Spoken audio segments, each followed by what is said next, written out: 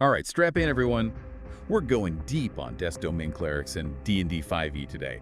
Want to go beyond just, what spells to pick, really nail that role-playing side of things. And we're tackling the big questions head on.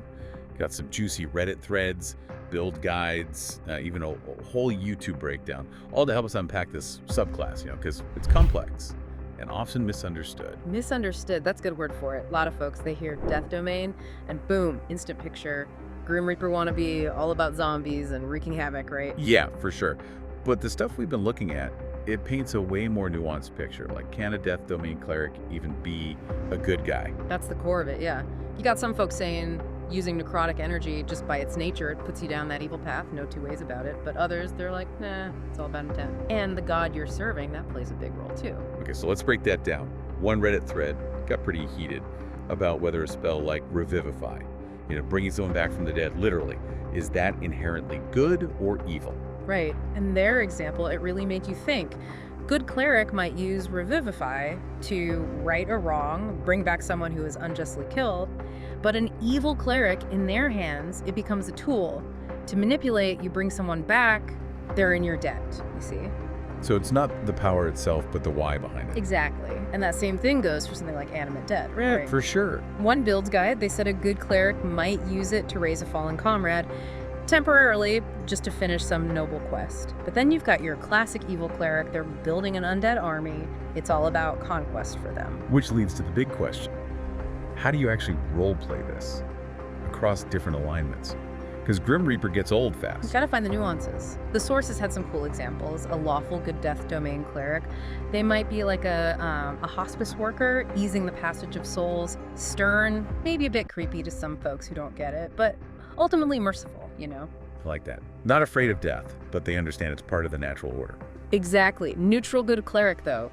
They might be more about balance, like the village undertaker, making sure the rites are done right, protecting that line between life and death. Less about actively messing with life force, more about respecting the flow. So you've got these subtle, almost contemplative, good-aligned death clerics. But what about the other end of the spectrum? Well, they didn't shy away from the classic chaotic evil one, that Grim Reaper archetype. It can be fun, but it's hard to play well without getting all cliche. Gotta give him depth, motivations beyond just loving death. I was reading about this god, Kelemvor. His name kept popping up. He's the death god in the Forgotten Realms. Yeah. But get this, he hates undead. No, that's interesting. Yeah. Shows how even within death, you got these conflicts. A Kelemvor cleric might use their powers to, make sure the natural cycle keeps going, destroying anyone who messes with bad necromancy. Okay, so we're seeing how alignment really flavors your Death Domain Cleric, even if they have the same spells. But what about Death Domain versus Grave Domain? They both deal with death, right? Crucial point. The sources were very clear. Grave Domain, it's about tending to souls, protecting that whole life and death cycle like a spiritual gardener.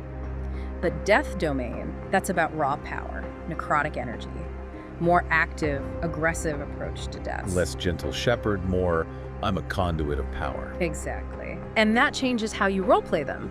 Grave Domain, they might comfort the grieving, do the last rites.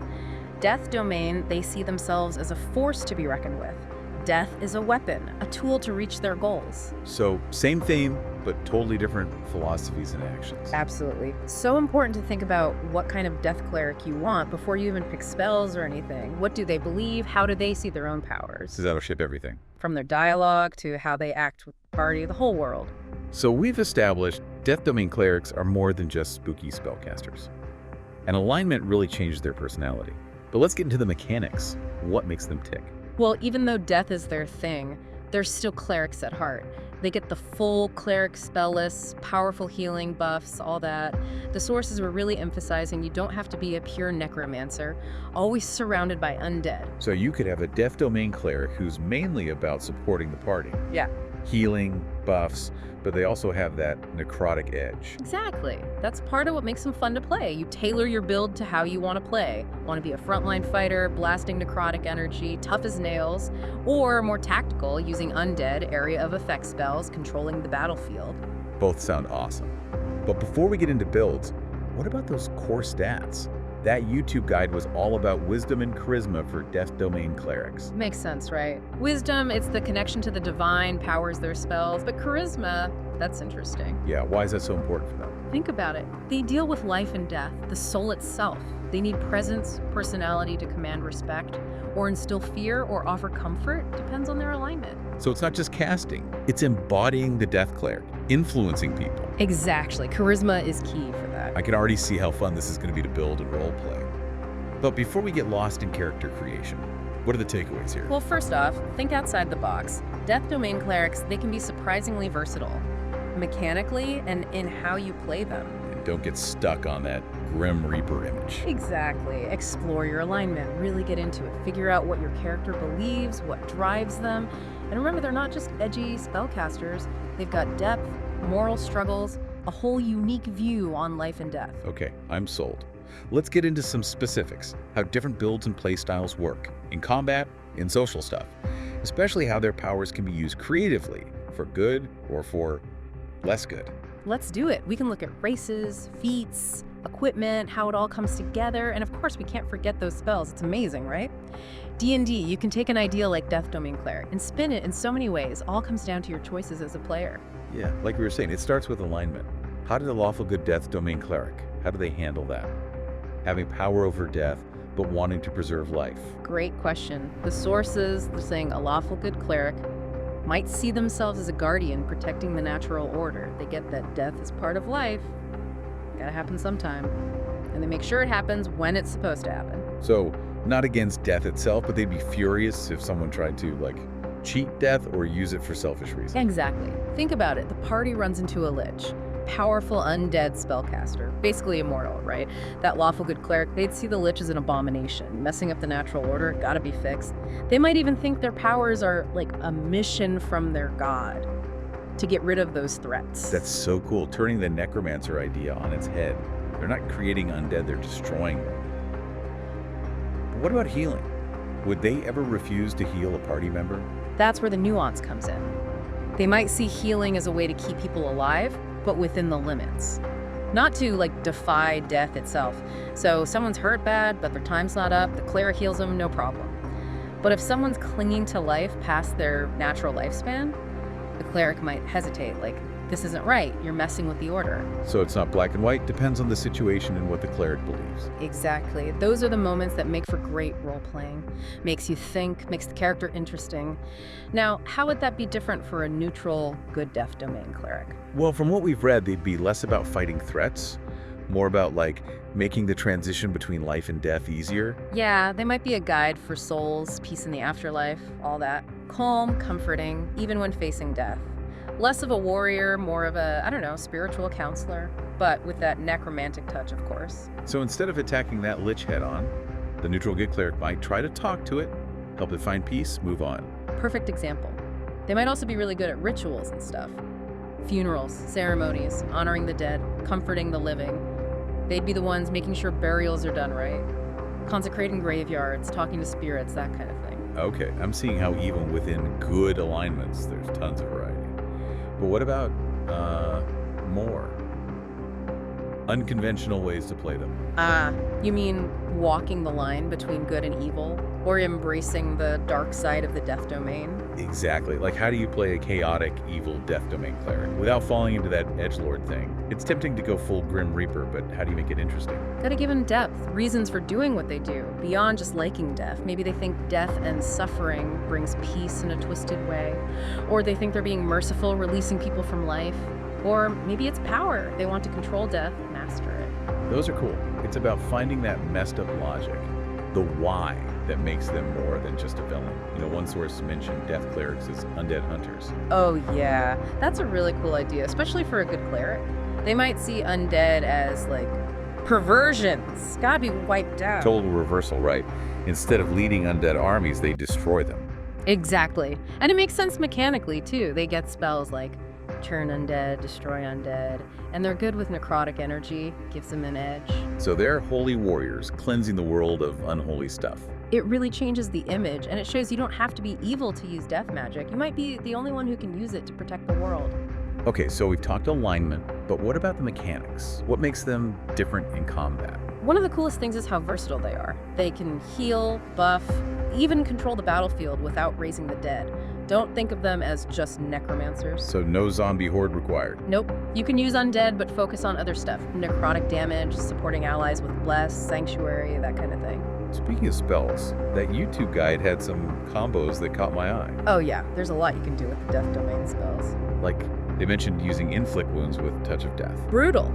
Inflict Wounds already hits hard necrotic damage, but Touch of Death, you can instantly kill someone if they're low on health. Let's just say enemies won't want to get close. It fits that aggressive side, using death magic as a weapon. Exactly. Shows how even a spell like Touch of Death seems simple. You can use it in clever ways, really strategically. Then there's Vampiric Touches, and it's not just for damage, but for healing, too. Right. It's that whole life force thing, core to the Death Domain. You're taking life from your enemies, using it to keep yourself going. Like a dark version of normal cleric healing. I like that. Shows the duality, life and death intertwined. But if you want something more tactical, they mention Cloud Kill with zombies. Ooh, that's nasty. Poison gas, but your undead are immune. Talk about a TPK for the enemy this time. Great example of thinking outside the box, controlling the battlefield. It's that classic necromancer image, but with strategy. Not just mindless hordes, you're using them to your advantage. So they've got powerful attack spells, but they can also be really smart. It's not just brute force, it's using your powers effectively. And that's where role-playing comes back in. What kind of strategist is your Death Domain Cleric? Are they cold, ruthless, willing to sacrifice anything to win? Or more practical, trying to minimize losses, protect their allies? Those questions, they make combat more than just rolling dice. It becomes a story, with actions and consequences. Speaking of story, we've talked about how alignment affects combat. But what about how it changes how they interact with the party, the world? Good point. Alignment isn't just combat, it's your whole worldview. How you see things, how you treat people. So how would a lawful good Death Domain Cleric's beliefs about death affect how they get along with their party members? They might be the voice of reason, reminding everyone, hey, death happens. Don't fight it too hard, could make things worse. They might even clash with party members who are reckless. Especially if those actions could cause death or suffering. Think about the consequences. Right. And that tension, that can make for really good role-playing moments. Now, how about that neutral good Death Domain Cleric? How are they different?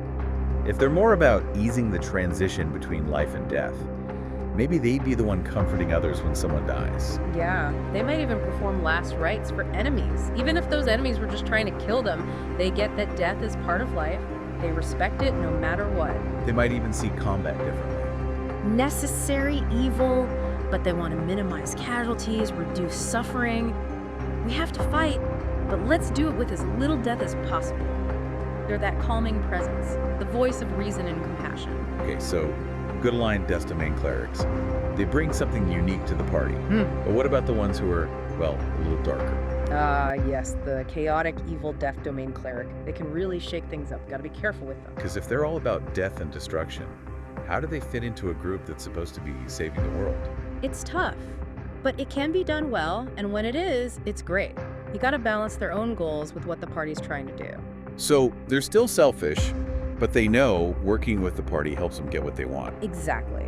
They'll cooperate, but only if it benefits them. And if they see a better opportunity, they might betray the party. Sorry, friends, but this is for my own good. They could also cause a lot of conflict, challenging everyone's morals, pushing them to their limits. Are you sure you're the good guys? What are you willing to do to win? It makes you think about life and death, question your methods. That kind of moral grayness, that's what makes D&D stories so good. And it shows that Death Domain Clerics, no matter their alignment, they're not simple, they're complex people with their own reasons, beliefs, flaws. It's clear that playing one is about so much more than just spells and undead. It's about life and death, facing your own mortality, making choices that matter. Embracing the darkness and the light, finding that balance. That's what makes them so interesting and fun to play. We've covered a lot, from alignment to combat to how they interact with others. But before we finish, I want to talk about one more thing. What does it mean to be a Death Domain Cleric? Not just the spells, but their philosophy, like if death is inevitable. And necromancy is just, manipulating that life and death energy. Does a good Death Cleric just accept it, Like, okay, it's your time, off you go. Guiding souls, keeping things in balance. Or do they fight all death? even the natural kind, see it as the enemy. That gets to the heart of it, right? Yeah. It's not just the mechanics, it's the meaning. For sure. It makes you think about some deep stuff. Yeah. Do they try to make people live forever? Or is there a line where you're messing with things you shouldn't mess with? One source talked about a death cleric who was like a reaper, just collecting souls, no emotion, when it was their time. Interesting. It's like they're detached, just doing their job, fate's instrument, not saving lives. But then what about free will, destiny, all that? Right. If they think it's a divine order, do they ever question it? Do they feel anything for the people whose souls they're taking? And what if their god tells them to do something they think is wrong? That's where the role-playing gets good. Imagine a cleric who's like, wait a minute, my god's being kind of harsh here. Do they obey, even if it feels bad? Right. Or do they break away, make their own path, and risk their god getting mad? Those are the choices that make Death Domain Clerics so interesting. Big questions, no easy answer. It's up to you to decide. How does your character feel about death? Is it scary, natural, a weapon? And that changes everything, from spells to how they act in the world.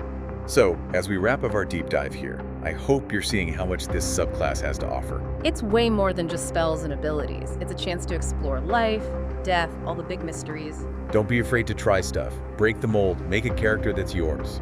That's what D&D is all about, telling your stories, letting your imagination run wild. And hey, maybe your Death Domain Cleric will change how everyone sees life and death. Maybe they'll be the one to show us all a new path. Thanks for joining us on this deep dive, everyone. Until next time.